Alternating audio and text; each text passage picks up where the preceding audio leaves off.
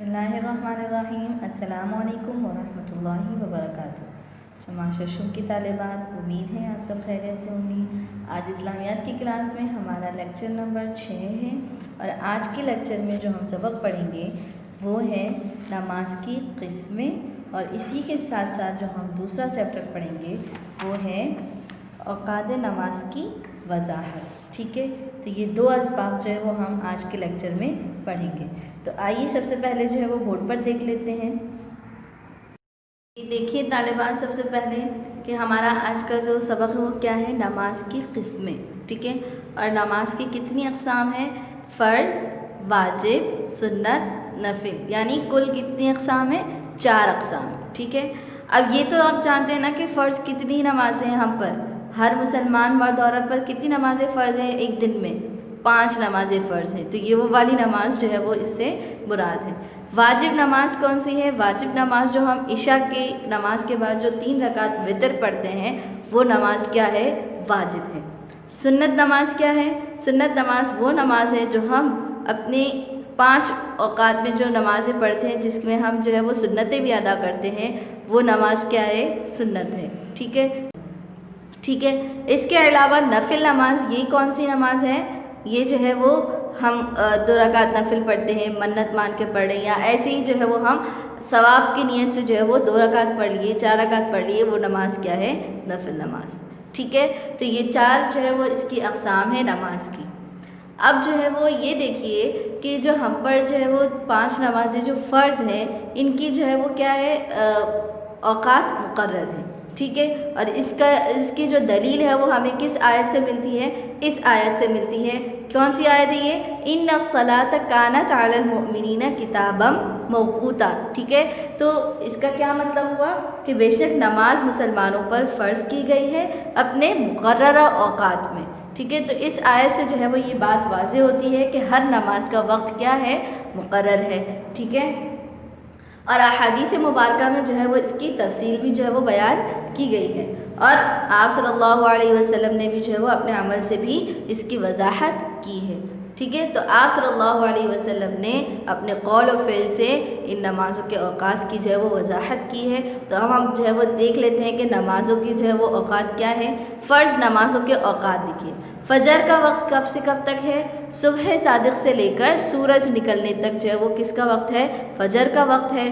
अब ये जो सुबह सादिक़ है ये भी मैं आपको जो है वो एक्सप्लेन कर देती हूँ, पहले ये सारे औकात देख लेते हैं हम। ठीक है, ज़ोहर का वक्त कब से शुरू होता है, सूरज ढलने के बाद से शुरू होकर साया असली के अलावा 2 मिसल साया होने तक। ठीक है, इसी तरह असर का वक्त कब है, 2 मिसल साया हो जाने के बाद से शुरू होकर कब तक, ग़ुरूब आफ्ताब तक है।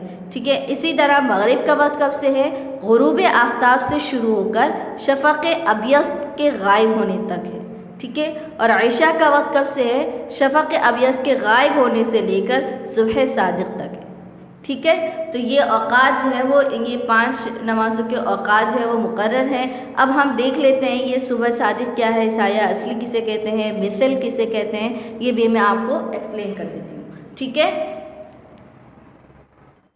देखिए तालिबात, सुबह सादिक़ को समझने के लिए जो है वो आप सबसे पहले एक और जो है वो इस्तिलाह समझ लीजिए, सुबह काज़िब। क्या, सुबह काज़िब, ये क्या होती है, देखिए सूरज निकलने से जो है वो कम से कम 1.5 घंटा पहले जो है वो मशरिक़ की तरफ से जो है वो आसमान के किनारे पर एक सफ़ेदी ज़ाहिर होती है, और यह सफ़ेदी किस तरह से होती है कि ये जो है वो ज़मीन की तरफ से उठकर ऊपर की तरफ, आसमान की तरफ एक खंबे की शक्ल में ऊंची होती है, और इस सफ़ेदी को कहा जाता है सुबह काज़िब। ठीक है, तो सुबह सादिक़ से पहले ये एक सफ़ेदी जो है वो नमूदार होती है जिसको कहते हैं सुबह काज़िब, और उसके बाद जो है वो जब वो वाली सफ़ेदी गायब हो जाती है तो उसके बाद एक और दूसरी सफ़ेदी ज़ाहिर होती है जो मशरिक़ की तरफ से दाएं और बाएं जानिब को फैलती है। ठीक है, ये सुबह काज़िब की तरह जो है वो खंबे की शक्ल में ऊपर नहीं जाती बल्कि ये दाएं बाएं जो वो फैल जाती है। ठीक है, यानी आसमान के मशरिक़ी किनारे पर जो है ये जो सफ़ेदी है सुबह सादिक़ की, ये फैली हुई थी, और ये जो है ऊपर की तरफ जो है वो लंबी नहीं होती, और इसी सफ़ेदी को कहा जाता है सुबह सादिक़। ठीक है, और इसी सुबह सादिक के निकलने से जो है वो नमाज फजर का जो है वो वक्त शुरू हो जाता है और सूरज निकलने से पहले तक जो है वो ये वक्त रहता है। ठीक है, अब जब सूरज का ज़रा सा भी जो है वो किनारा निकल आया तो फजर का वक्त ख़त्म हो गया। ठीक है तालिबान, अब देख लेते हैं कि ये साया असली क्या होता है। ठीक है, देखिए साया असली जो है ये कब होता है, दोपहर के वक्त जब सूरज बीच आसमान में हो। कब, कहाँ पर हो, बीच आसमान में हो, तो उस वक्त हर चीज़ का जो भी साया होता है वो साया कहलाता है साया असली। क्या कहलाता है, साया असली। ठीक है, यानी दोपहर के वक्त जब सूरज बिल्कुल बीच आसमान में मौजूद हो और उस वक्त हर चीज़ का जो साया होगा वो साया कहलाता है साया असली। ठीक है, अब दोपहर जो है वो हम किसे कहते हैं, तो देखिए सूरज जब निकलकर जितना ऊंचा होता जाता है तो हर चीज़ का जो साया है वो घटता जाता है। ठीक है, अब ये जब घटना बंद हो जाए, साया घटना बंद हो जाए तो उस वक्त जो है वो उस वक्त को क्या कहते हैं, दोपहर कहते हैं। ठीक है, और फिर जब जो है वो साया बढ़ना शुरू हो जाता है, ठीक है, तो फिर जो है वो दिन ढलना शुरू हो जाता है, यानी दिन ख़त्म होना शुरू हो जाता है और इसी को कहते हैं ज़वाल आफ्ताब। तो ज़ोहर का वक्त कब से है, सूरज ढलने के बाद से, यानी ज़वाल आफ्ताब के बाद से। ठीक है, शुरू होकर कब तक होता है, साया असली के अलावा जब साया कितना हो जाए, 2 मिसल हो जाए, उस वक्त तक जो है वो ज़ोहर का वक्त रहता है, ज़ोहर की नमाज़ पढ़ी जा सकती है। अब देख लेते हैं ये मिसल क्या होता है। तो देखिए तालिबात कि साया असली के अलावा जब हर चीज़ का साया जो है वो उसके बराबर हो जाए, कितना हो जाए, बराबर हो जाए, तो उसको कहा जाता है कि ये एक मिसल हो गया। क्या हो गया, एक मिसल हो गया।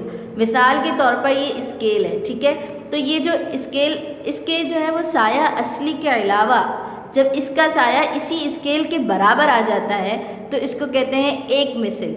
ठीक है, अब इसी का साया जो है वो डबल हो जाए तो उसको कहते हैं 2 मिसल। समझ आ गई बात। तो ज़ोहर का वक्त कब तक है, साया असली के अलावा 2 मिसल साया होने तक, और जो है नमाज के औकात में जो है वो मिसल का एतबार किया जाता है, साया असली का एतबार नहीं किया जाता। तो हम किस चीज़ को देखेंगे, मिसल को देखेंगे कि ज़ोहर के वक्त जो है वो कब तक है कि जब साया कब कितना हो जाए, हर चीज़ का 2 मिसल हो जाए, यानी हर चीज़ का साया उसके डबल हो जाए।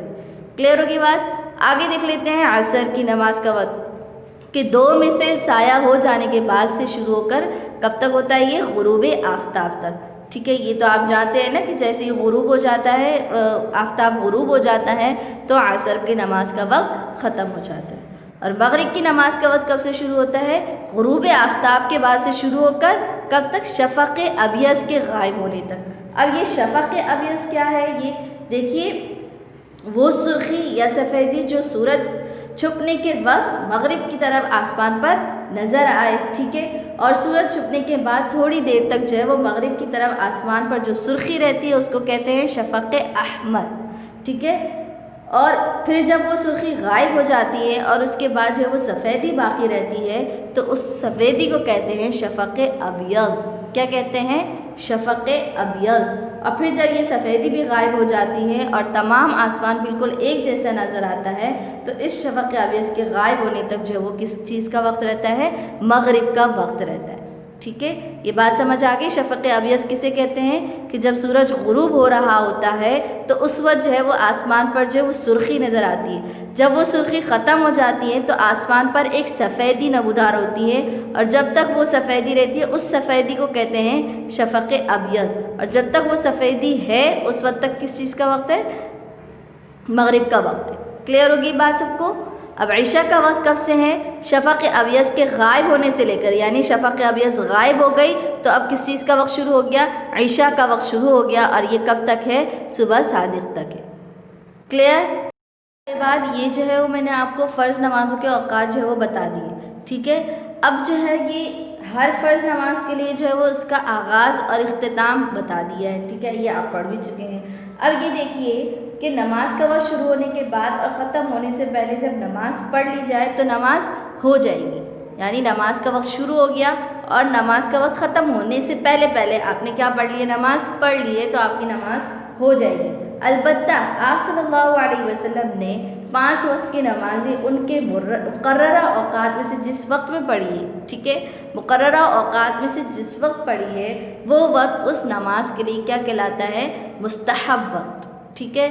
तो हम अब जो है वो इन 5 नमाज़ों के मुस्तहब औक़ात देख लेते हैं कि आप सल्लल्लाहु अलैहि वसल्लम ने ये 5 नमाज़ें किस वक्त अदा की हैं। तो आइए देखते हैं फ़जर का मुस्तहब वक्त कौन सा है। देखिए, सूरज निकलने में इतना वक्त रह जाए कि सुन्नत के मुताबिक जो है वो अच्छी तरीके से नमाज अदा की जा सके, और नमाज से फ़ारिग होने के बाद भी इतना वक्त रह जाए कि अगर ये नमाज किसी वजह से सही नहीं हुई तो सूरज निकलने से पहले पहले दोबारा सुन्नत के मुताबिक जो है वो नमाज पढ़ी जा सके। तो ऐसे वक्त में जो है वो फ़जर की नमाज़ पढ़ना क्या है, अफजल है। यानी मुस्तहब औक़ात में नमाज़ पढ़ना क्या है, अफजल है। और फ़जर का मुस्तहब वक्त क्या है कि आप जिस वक्त नमाज़ पढ़ी है तो आप सुन्नत के मुताबिक जो है वो नमाज़ पढ़ लें, और नमाज़ पढ़ने के बाद आपके पास इतना वक्त रह जाए कि जिसमें आप जो है वो दोबारा से, अगर किसी वजह से नमाज़ ठीक नहीं हुई तो दोबारा से अगर आप नमाज़ पढ़ना चाहते हैं तो सुन्नत के मुताबिक उस नमाज को अदा कर सकें। तो ये वक्त जो है वो क्या है, अफजल है। इस वक्त में जो है वो नमाज, फ़जर की नमाज़ पढ़ना क्या है, अफजल है। ज़ोहर का मुस्तहब वक्त क्या है। देखिए, ज़ोहर का मुस्तहब वक्त जो है वो मौसम के एतबार से है कि देखिए गर्मी का मौसम है तो गर्मी के मौसम में इतनी ताख़ीर करके यानी देर से पढ़ना कि गर्मी की जो वो तेज़ी है वो क्या हो जाए, कम हो जाए, ठीक है। और सर्दी के मौसम में जो है वो अव्वल वक्त में पढ़ना कि जैसे ही जो है वो ज़ोहर का वक्त शुरू हुआ उसी वक्त पढ़ ली जाए, ये क्या है, मुस्तहब है, ठीक है। लेकिन इस बात का ख्याल रखना चाहिए कि ज़ोहर की नमाज जो है वह 2 मिसल साया होने से पहले पहले तक जो है वो पढ़ लें, ठीक है। 2 मिसल साया हो गया तो ज़ोहर का वक्त ख़त्म हो गया। तो इस बात का ख्याल रखना चाहिए कि 2 मिसल साया होने से पहले पहले जो वो पढ़ लें। ये ना हो कि गर्मी है और गर्मी के मौसम में जो है वो मुस्तहब वक्त ये है कि बस देर करके पढ़ें कि गर्मी कम हो जाए, और आप इतनी देर करके पढ़ें कि वो मिसल भी जो है उसका ख़त्म हो गया तो अब नमाज नहीं होगी। बल्कि इस बात का जो है वो लिहाज रखना चाहिए कि 2 मिसल साया होने से पहले पहले आप जो है वो ज़ोहर की नमाज़ पढ़ लें, ठीक है। असर का मुस्तहब वक्त क्या है कि जब तक जो है वो सूरज में पीलापन ना आ जाए उससे पहले पहले जो है वो असर का मुस्तहब वक्त है, और उसके बाद जो है वो अगर नमाज़ पढ़ी जाएगी तो वो मकरूह होगी। मकरूह मतलब कराहियत वाली यानी नापसंदीदा होगी, ठीक है।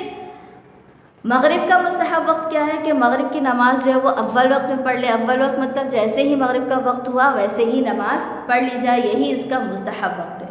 और बग़ैर उज़्र के, यानी कोई वजह ही नहीं है, कोई रीज़न नहीं है, हमारे पास सॉलिड रीज़न नहीं है, लेकिन हमने जो है वो नमाज़ देर से पढ़ी तो ये जो है वो क्या है, फिर मकरूह है, नापसंदीदा है, ठीक है।